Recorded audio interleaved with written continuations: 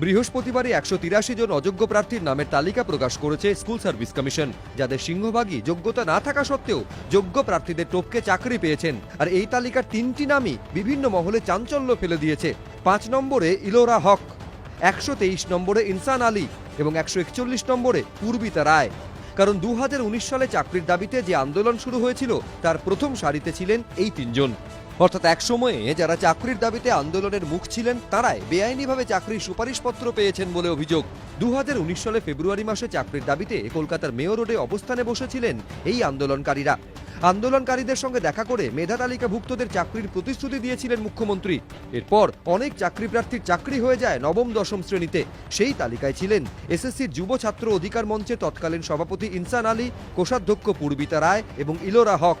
কিন্তু এবার 183 জন অযোগ্য প্রার্থীর নামের যে তালিকা বেরিয়েছে তাতে জলজল করছে এই 3 জনের নাম। আর এখানেই প্রশ্ন উঠছে, তাহলে কি আন্দোলনে জল ঢালতেই এই পন্থা নেওয়া হয়েছিল? আন্দোলন ভাঙতেই কি প্রথম সারির মুখেদের ঘুষ হিসাবে চাকরি দেওয়ার কৌশল নেওয়া হয়েছিল? র্যাঙ্কের সামনে অনেকেই ছিল, কিন্তু তারা চাকরি পেল না। পেল কারা? এই নেতৃত্বরা। এবং শুধু এরা নয়, এদের পরিবারের আত্মীয়রাও তারা কিন্তু অন্যায়ভাবে চাকরিটা পেয়ে গেল। যারা এই কষ্ট করে অনশনটা করলো তাদের সাথে এটা ছলনা হলো। একই সাথে সরকারও ভাবলো যে আমার যদি 5 জনকে দিয়ে হয়ে যায় আমি কেন সকলকে দিতে যাব। আন্দোলনটা এরকমভাবে ভেঙে গেল যে 5 জন যারা নেতৃত্বে আছে তারাই যদি অন্যায়ভাবে চাকরিটা নিয়ে পালিয়ে গেল, আর যারা কষ্ট করে অনশনটা করলো তারা কিছুই পেল না।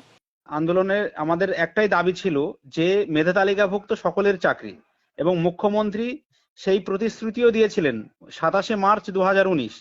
উনি বললেন যে মেধা তালিকাভুক্ত সবাইকে চাকরি দেওয়া হবে, অর্থাৎ কাউকে বঞ্চিত করা হবে না। এবার চাকরি প্রার্থীদের কমিটির তরফ থেকে যারা নেতৃস্থানীয় এবং তাদের যারা ঘনিষ্ঠ তাদেরকে কিনে নিয়ে সেই আন্দোলনটাকে দমন করে দিলেন এবং ভেঙে দিলেন। এ নিয়ে প্রতিক্রিয়ার জন্য আমরা ইনসান আলীর বাড়িতে গিয়েছিলাম, যদিও ডাকাডাকি করে কারুর সাড়া মেলেনি।